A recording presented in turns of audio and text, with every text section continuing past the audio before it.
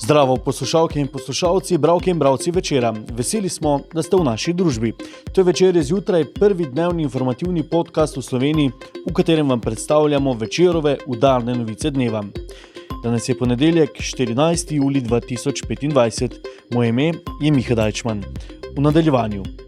Teden v Mariboru zaznamovala vrnitev radarja in 25. skok iz glavnega mostu v Dravo.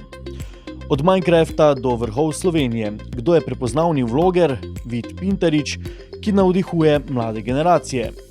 Viroza pri vijoličastih ob zaključku priprav na novo sezono. Naročite se na podcast, da boste obveščeni ob izdaji naslednje epizode. Vse skozi smo z vami na vecer.com.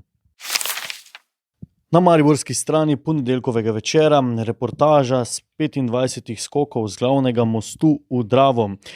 Glede na fotografije, videoposnetke in tudi zapisano strani Andreje Kutin, lahko ugotovimo, da gre za enega lepših dogodkov v Mariboru. Zdaj pa v svoji družbi pozdravljam Aljošo Peršaka, ki je bil urednik današnje izdaje Večera. Zdravo, Aljoša.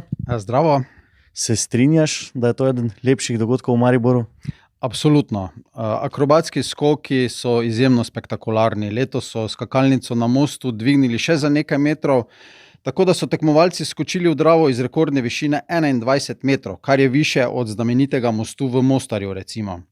Posebno skoko v Mariboru je zdaj tudi, da je gledalci lahko občudujejo iz bližnje splavarske brvi, kar je posebno doživetje, saj skakalci pristajajo le nekaj metrov proč. Vprašanje edino je, ali zna mesto izkoristiti takšen spektakl, organizatorji namreč pogrešajo več posluha občinskih institucij. Greva k občinskim institucijam.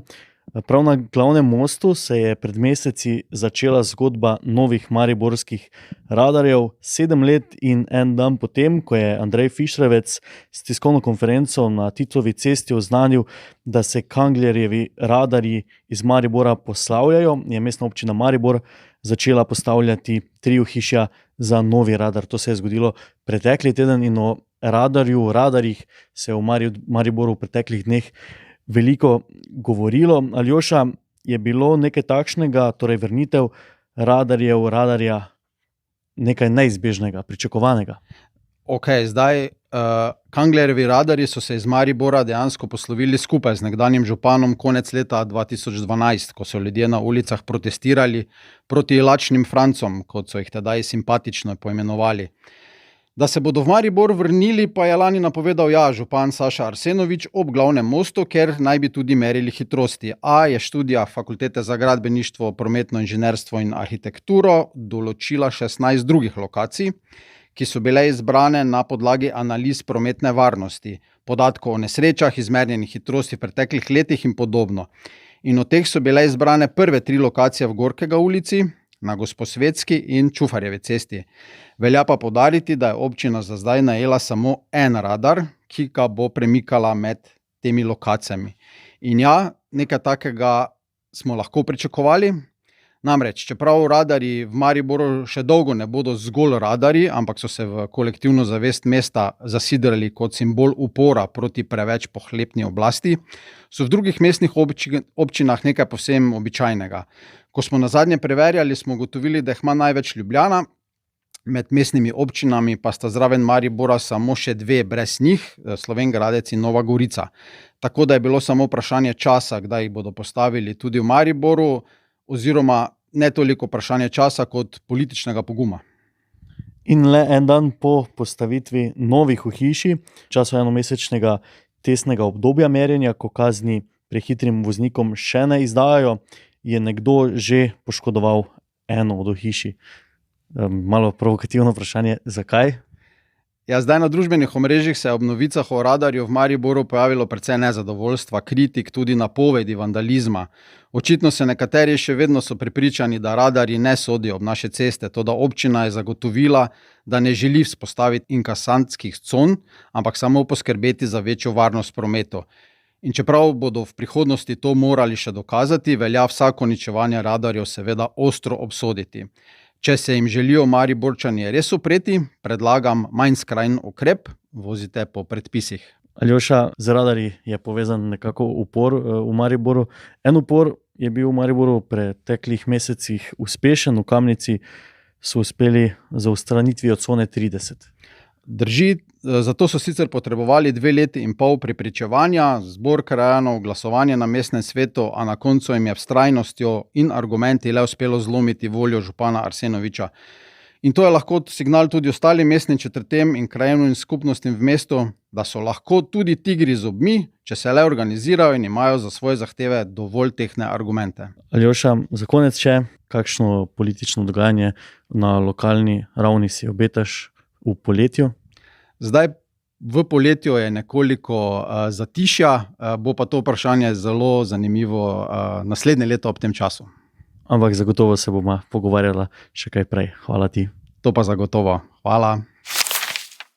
24-letni Vid Pintarič je eden najbolj prepoznavnih outdoor vlogerjev pri nas. Od aprila 2020, ko je začel objavljati videe o svojih aktivnostih v gorah, je število njegovih sledilcev strmo naraslo. Več kot 30.000 naročnikov ima na YouTube kanalu, tudi na socialnih omrežjih mu jih sledi veliko, njegove objave pa pogleda več kot 100.000 ljudi. Ko je februarja pripravil srečanje z oboževalci, objavil je, da ga bo mogoče srečati v Kranjski Gori, jih je prišlo več kot 1000 z vseh koncev Slovenije, mnogi so na podpis in skupno fotografiranje čakali več kot 3 ure. Vloganje je njegova služba za nedoločen čas, ampak verjamem, da dobesedno cel life verjetno ne bom snemal vlogov, se nasmehne energični sogovornik naše Franje Žižt. Vid Pintarič prihaja iz Medvod, mlade pa želi navdušiti, da čim več časa preživijo namesto za zasloni, zunaj, v naravi. Pintarič je iz nekdanjega gamerja postal glas mladih ljubiteljev narave. Kako je iz otroškega odpora do hoje v hribe prišlo do strasti, ki je postala kariera, to lahko danes preberete na vecer.com in v Večeru, kjer je hribolazec doživel najlepši sončni vzhod. Citiram, toliko jih je že bilo in vsak ima svoj čar.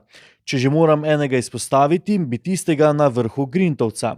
Sploh nisem pričakoval, da bom kaj videl, ker je bila megla. Ko pridem na vrh, pa sem bil nad oblaki ravno toliko, da se je videlo vse naokoli čez morje megle.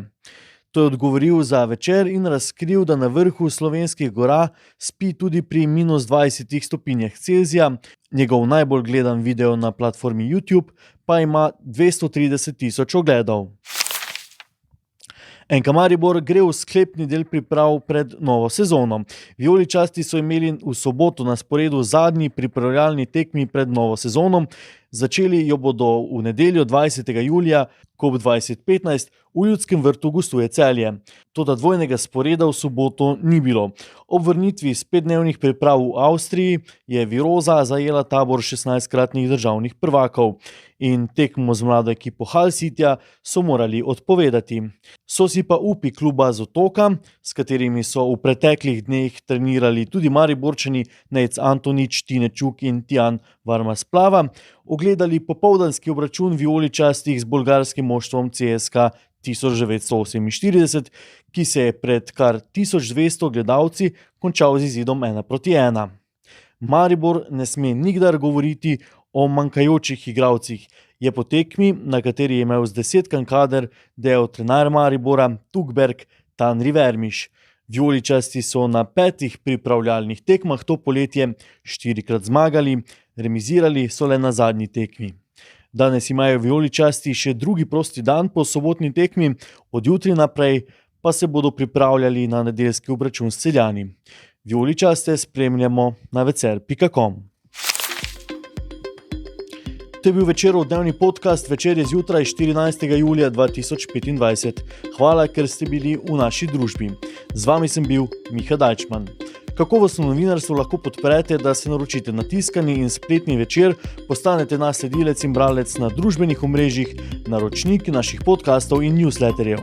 Tako boste podprli novinarstvo, ki prinaša avtentične vsebine, ki jih pripravljajo naši novinarji in jih drugje ne boste našli. Želimo, da razumete, kako se vrti svet. Želimo vam odstreti vpogled v čas in prostor, v katerem živimo. Veseli bomo vaših komentarjev, pobud in kritik na različnih kanalih. Se beremo in slišimo.